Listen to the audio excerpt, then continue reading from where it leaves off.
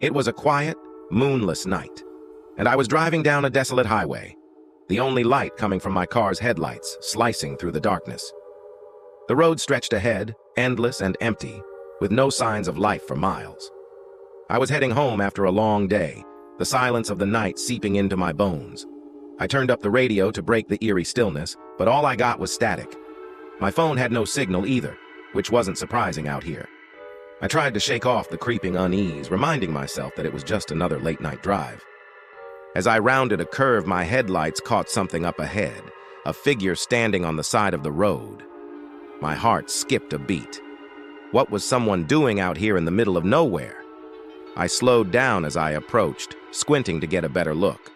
It was a woman, dressed in a long, flowing white dress, her hair hanging loose around her shoulders.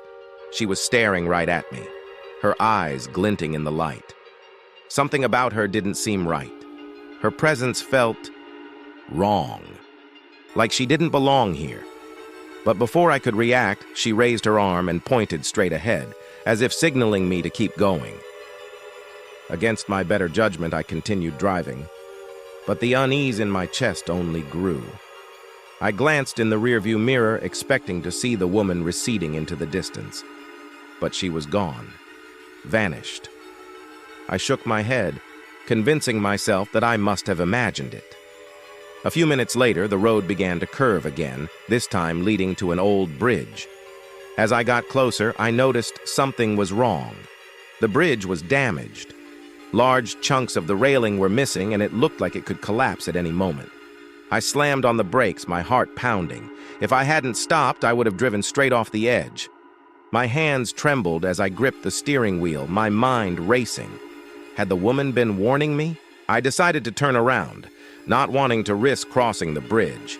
But as I backed up, my headlights illuminated something that made my blood run cold. There, at the edge of the road, was a car. It was overturned, its body twisted and broken, half submerged in the water below. And standing beside it, looking up at me with the same haunting gaze, was the woman in white. I gasped, my heart racing. She wasn't just a warning, she was a victim. The realization hit me like a punch to the gut. This woman had died here, on this very road, and she was trying to save me from the same fate.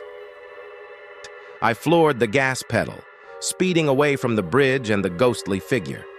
The road seemed endless, but I didn't stop until I was miles away, my heart pounding in my chest.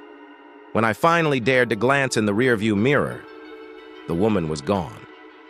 The road was empty again, but the memory of her warning lingered, etched into my mind.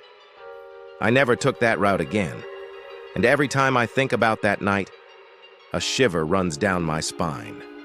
I was saved by a ghost, a lost soul who had perished on that road but refused to let me meet the same end.